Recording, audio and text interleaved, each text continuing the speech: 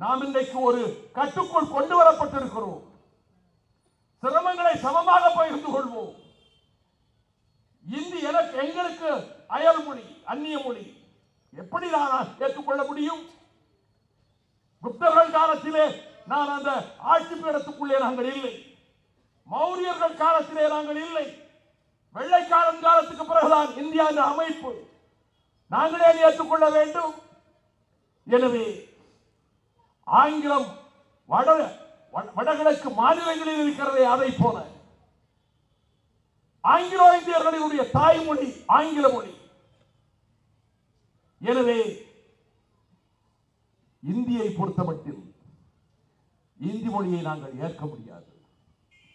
1923ஆம் ஆண்டில் இந்தி வெறியர்களுடைய கூச்சல் அதிகமாகிவிட்டது என்று எச்சரித்தார் தந்தை பெரியார். 25ஆம் ஆண்டில் கான்பூர் மாநாட்டுக்கு சென்றார் பெரியார் காங்கிரஸ்காரராக.